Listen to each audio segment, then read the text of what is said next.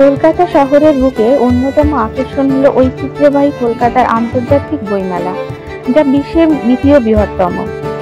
অন্যান্য বছরের তুলনায় এই বছর 2024-এ কিছুটা এগিয়ে এলো বইমেলার সময়।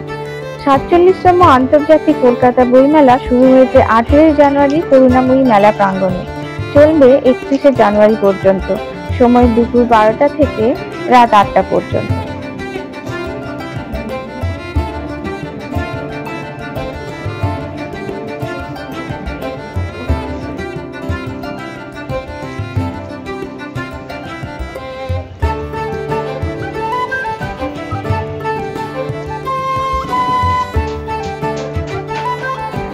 2024-এর বইমেলার থিম কান্ট্রি হলো ইউনাইটেড কিংডম, যে দেশের সাথে আমাদের ঐতিহাসিক এবং কূটনৈতিক সম্পর্ক বিশেষভাবে জড়িত। সাইড দিয়ে ঢুকেই সোজা রয়েছে গিল্ড হাউস আর তার পাশের SBI ATM।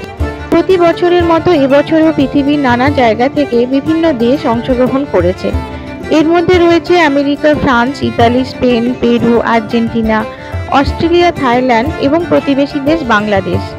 প্রায় 12 বছর পর এই বছরের বইমেলায় অংশগ্রহণ করেছে জার্মানি। গিল্ড সূত্রের খবর, এই বছর স্টলের চাহিদা আরও বেড়েছে। গত বছরের তুলনায় এই বছর 10% বেড়ে স্টলের সংখ্যা দাঁড়িয়েছে প্রায় 1000। বাংলাদেশের লেখক জাফর ইকবাল সাহেব আমাদের খুব প্রিয়। তিনি সাধারণত সায়েন্স ফিকশনের ওপর গল্প লেখেন। বাংলাদেশের স্টলে ঢুকে ওনার নতুন প্রকাশিত বইয়ের খোঁজ করতে জানতে পারলাম এবছর উনি নতুন কোনো বই প্রকাশ করেননি, কিন্তু তার লেখা কিছু বাচ্চাদের গল্প বেশ আকর্ষণীয় লাগলো এবং আমরা তা সংগ্রহ করলাম। এখানে চোখে পড়লো এক ইতালি পর্যটকের 4 মোগল সম্রাটদের নিয়ে লেখা বই মোগল যুগে ভারত, যেটি বাংলা ভাষায় অনুবাদ করা হয়েছে। চট্টগ্রাম ও ঢাকা নিয়ে নানা বই চোখে পড়লো। হাসান তারেক চৌধুরী সায়েন্সের ওপর লেখা বইগুলো বেশ আকর্ষণীয় লাগলো। ইচ্ছে তালিকায় রেখে স্টল থেকে বেরিয়ে এলাম। মেলা প্রাঙ্গণের মাঝে দেখা গেল কলকাতা ফায়ার ব্রিগেড এবং ইমার্জেন্সি সার্ভিসের কর্মীরা জমায়েত হয়েছেন তাদের স্টলের উদ্বোধনের জন্য।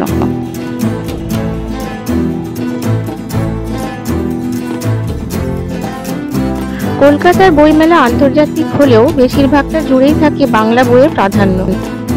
পত্রভারতীর কালেকশন রয়েছে, জিম করবেট, আগাথা ক্রিস্টির বই, এছাড়াও রয়েছে বড়দের জন্য বই ভানু সমগ্র। মেলা চলাকালীন বিভিন্ন পাবলিশারের স্টলে উপস্থিত থাকেন সেই পাবলিশারের সঙ্গে যুক্ত লেখকেরা। এদিন পত্রভারতীর স্টলে উপস্থিত ছিলেন লেখক হিমাদ্রি কিশোর দাশগুপ্ত। প্রিয় লেখককে চোখের সামনে পেলে তার আনন্দই আলাদা। লেখক আর পাঠকের সার্বিক মিলনক্ষেত্র হয়ে ওঠে এই মেলা প্রাঙ্গণ। বইপ্রেমী মানুষের কাছে এই মেলা প্রাঙ্গণ হয়ে ওঠে তীর্থক্ষেত্র। এবার এগিয়ে চললাম আনন্দ পাবলিশারের দিকে। এখানে ঢুকতেই টিনটিন, ঘনাদা, ফেলুদা আর তোপসে ফিরিয়ে দিল কিশোরবেলার কিছুটা সময়। একইভাবে যুগ যুগ ধরে এরা আমাদের কিশোর সমাজকে মাতিয়ে রাখুক।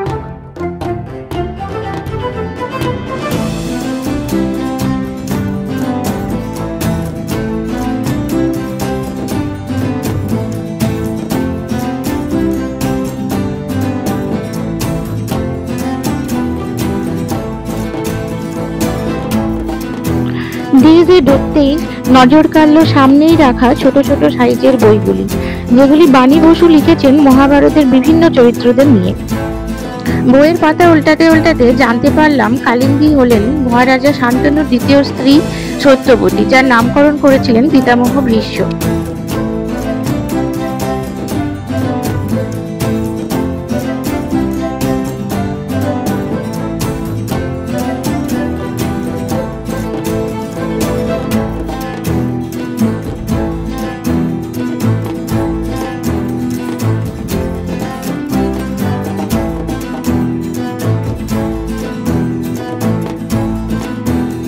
মিত্র ঘোষে এসে চোখে পড়ল নবনীতা দেবসেনের লেখা বেশ কিছু গল্প, যেগুলো মূলত ভ্রমণ কাহিনী।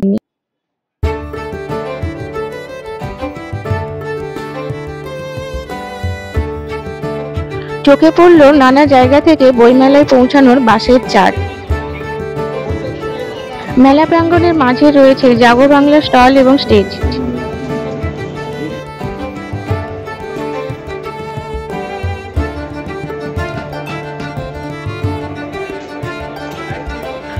রয়েছে রামকৃষ্ণ মিশন বেলুড় মঠের স্টল, যেখানে স্বামীজি এবং রামকৃষ্ণদেবের অমৃত বাণীর ওপরে রয়েছে বেশ কিছু বই। এইসব বইগুলির ইংলিশ ভার্সনও পাওয়া যাচ্ছে। রূপার স্টলটিতে রয়েছে ইংরেজি বইয়ের স্টক।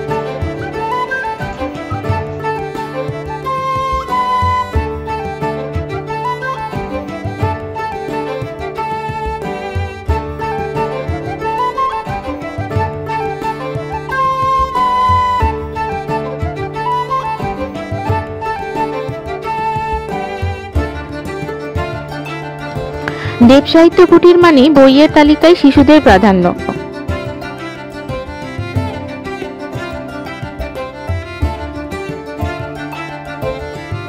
নন্টে ফন্টে হাঁদাভোঁদা ছাড়াও রয়েছে ইংরেজি ফেয়ার টেলস এবং শার্লক হোমস। এছাড়াও রয়েছে আঁকার বই।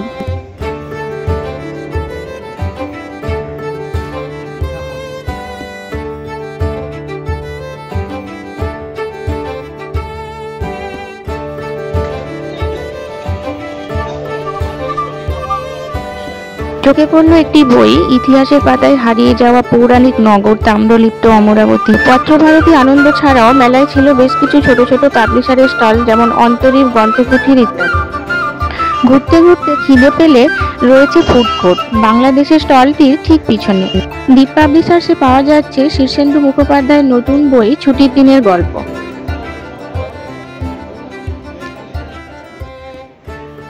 এছাড়াও রঙিন ছবিতে পাওয়া যাচ্ছে নন্টে ফন্টে হাঁদাভোঁদার কমিক্সগুলি। এগুলি পাওয়া যাচ্ছে ইংলিশ ভার্সনেও। এছাড়াও চোখে পড়ল সৌরভ গাঙ্গুলিকে নিয়ে বেশ কিছু বই। তাছাড়া রয়েছে পশ্চিমবঙ্গের সংস্কৃতির ওপর লেখা কিছু বই।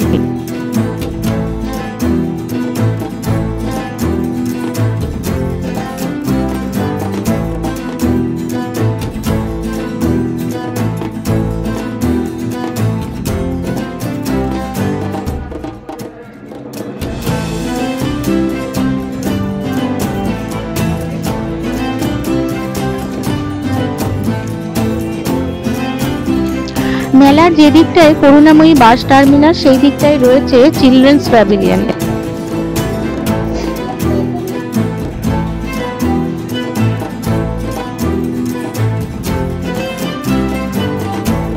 এখানে ছোটদের জন্য গল্প বইয়ের পাশাপাশি রয়েছে বোর্ড পরীক্ষা, নলেজ বুক এবং হাতের লেখার বেশ কিছু বই।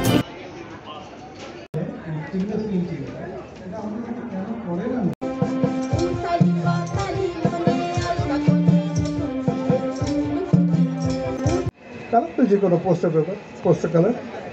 হ্যাঁ, আমি একটু পোস্টার কালার নিলাম, একটা বাড়ি থেকে একটু আঠা নিলাম, নিয়ে কাউচের উপর দিলাম, দিয়ে ব্যাস এবার আঙুল দিয়ে সেটাকে নিয়ে প্যাটার্ন করতে আরম্ভ করলাম। ভীষণ সুন্দর লাগে দেখতে। বাবা অসাধারণ আঁকতেন, কিছু ময়ূর ফয়ূর করে দিতেন, হরিণ দুটো করে দিতেন। আমরা ওটা পারতাম না, ছোটো ছিলাম বলে। হ্যাঁ, সেটা সেটা সেটা পেঁপে মিশি করতাম। হ্যাঁ, পেঁপে মিশি খুব মজা হতো। সেখানে আবার পাতা আসবে, অনেক পাতা আসবে, ফুল আসবে। তো এই কাজটুকু মানে উপরি পাওনা পড়ে পাওয়া 14 আনার থেকে অনেক বেশি আর কি, 16 আনায়। এবারে সেটি আর সুশীদি আপনাকে, ডক্টর পাঁজাকে অনুরোধ করব, প্রত্যেক ভালো লাগছে। আপনাকে নিশ্চয়ই কংগ্রাচুলেট করছি। আপনি বুঝতেই পারছেন যাত্রাটা কিভাবে হলো, যে এই জায়গায় আমরা পৌঁছেছি। খুব ভালো আরম্ভ করছে, তাদের শিক্ষক আছেন এবং তোমরা খুব সুন্দর বাজিয়েছো। মানে আমি প্রায় টেম্পটেড হচ্ছিলাম, প্রলোভন পাচ্ছিলাম গিয়ে পাশে দাঁড়িয়ে দিয়েছি। তখন ভাবলাম না, আকর্ষণটা তো তারা, আমরা সেই আলোর আকর্ষণটা টেনে নিতে পারি না নিজেদের দিকে, নাহলে আমি গিয়েও দাঁড়িয়ে একটু অর্কেস্ট্রার সঙ্গে বাজাতাম। এত আপনাদের উপস্থিতি আরও আমাদেরকে এনকারেজ করবে। ভালো থাকুন, খুব সুন্দর হয়েছে। অনেক অনেক নমস্কার, অবশ্যই হ্যাপি নিউ ইয়ার। বাংলা চলচ্চিত্রের অভিনেতা চিরঞ্জিত চক্রবর্তী বাচ্চাদের উৎসাহিত করতে নিজে হাতে একটি ছবি আঁকলেন আর তাদের নিয়ে যত্নশীল হতে বললেন। এছাড়াও ওখানে ছিলেন পশ্চিমবঙ্গ সরকারের রাজনীতিবিদ শশী পাঁজা। ওনাদেরকে সামনে থেকে দেখে অত্যন্ত ভালো লাগলো। বাগবাজার রামকৃষ্ণ মিশনের স্টল ছিল উদ্বোধন।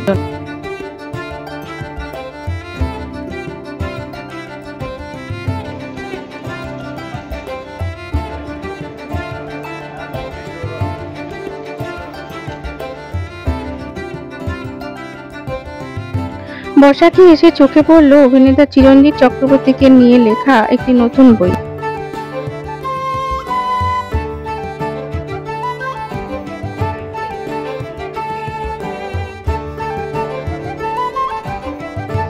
বসাক ছেড়ে একটু এগোতেই চোখে পড়ল বিশাল এরিয়া জুড়ে লিটল ম্যাগাজিন। মেলায় ঘুরতে ঘুরতে চোখে পড়ল একটি নতুন ধরনের স্টল, যেখানে রয়েছে শুধুমাত্র রবীন্দ্রনাথকে নিয়ে লেখা নানা ধরনের বই।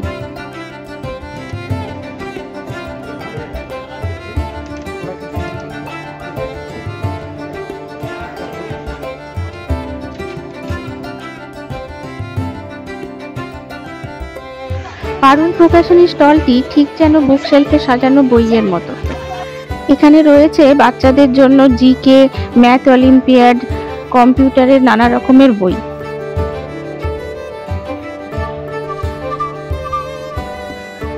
মেলায় ঘুরতে ঘুরতে চোখে পড়ল একটি ইস্কনের স্টল।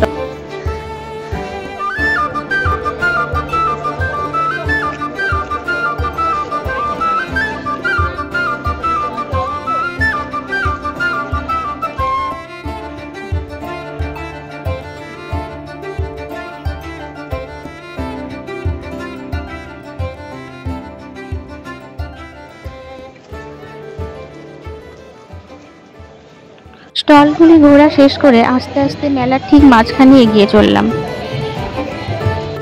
মেলার মাঠে একটু একটু করে সন্ধে নামছে আর বাড়ছে ঠান্ডাও। এই সময় কাশ্মীরি কাওয়া টি অসাধারণ লাগলো।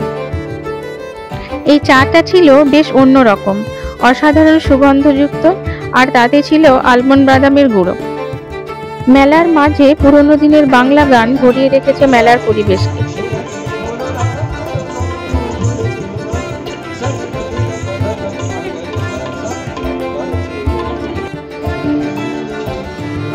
রয়েছে ওয়েস্ট বেঙ্গল পুলিশের একটি স্টল।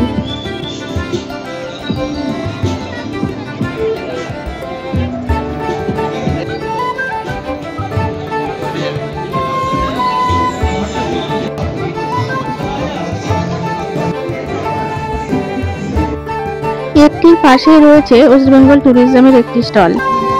বইমেলা মানেই নানা স্বাদের বই, কবিতা, ইতিহাস, সায়েন্স, ভ্রমণ কাহিনী, আত্মজীবনী, ধর্ম, আধ্যাত্মিক, অলৌকিক, পৌরাণিক বা গোয়েন্দা।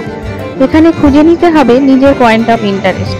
মেলায় আসতে গেলে বাস বা মেট্রোয় করে আসতে হবে করুণাময়ী। এছাড়া নিজস্ব ট্রান্সপোর্টে আসতে গেলে গাড়ি পার্কিংয়ের ব্যবস্থা রয়েছে মেলার ঠিক উল্টো দিকে।